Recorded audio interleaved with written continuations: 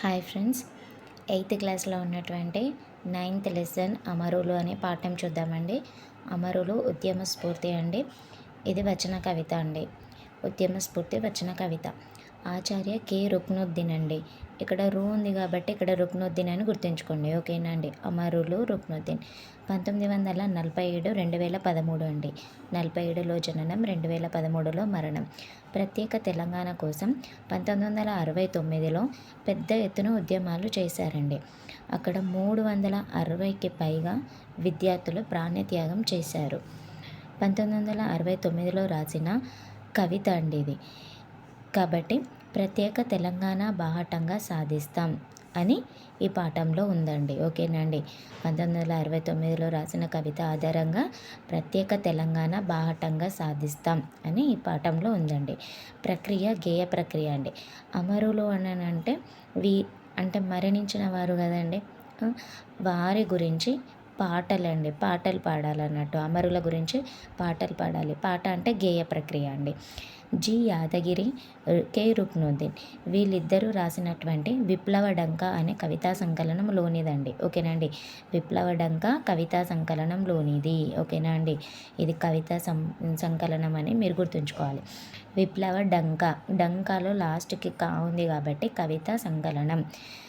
ఎప్పుడు రాశారండి? 1969లో రాశారు. రుక్నుద్దీన్ నాగర్ కర్నూలు జిల్లా రాచూరు గ్రామం. ఓకేనండి. ఇక్కడ రుక్నుద్దీన్కి ఉంది కదండి. ఇక్కడ కూడా నాగర్ కర్నూలులో ఉందని గుర్తుంచుకోండి. ఓకేనండి. రుక్నుద్దీన్ నాగర్ కర్నూలు జిల్లా రాచూరు గ్రామం. ఉస్మానియా విశ్వవిద్యాలయంలో ఆచార్యుడుగా పనిచేశాడండి. జానపద సాహిత్యంలో అలంకార విధానంపై, ఓకేనండి, అలంకారాలు ఉన్నాయి కదండి, ఆ అలంకార విధానంపై పరిశోధన గ్రంథాన్ని రాశారు అండి. ఓకేనండి. జానపద సాహిత్యంలో అలంకార విధానంపై పరిశోధన గ్రంథం రాసింది ఆచార్య కె రుక్నుద్దీన్ అండి. ఓకేనండి. అలంకార రుక్నుద్దీన్ ఇదొక పరిశోధన గ్రంథం.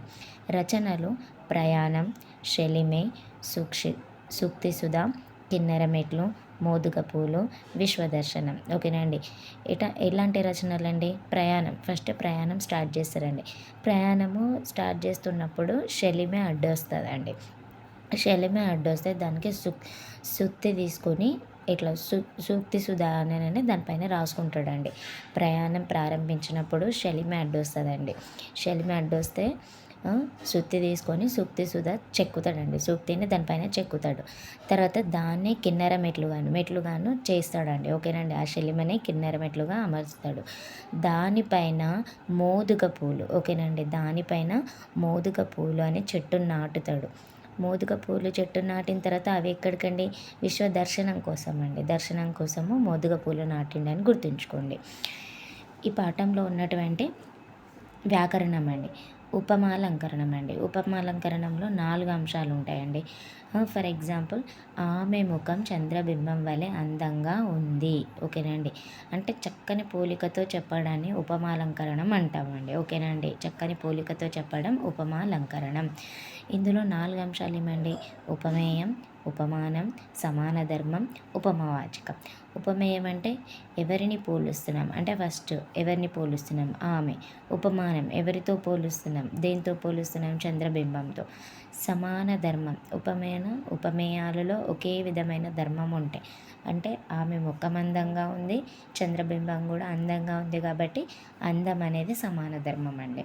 ఉపమావాచకం పోలికను చెప్పేది. ఏ విధంగా చెప్తుంది? వలే.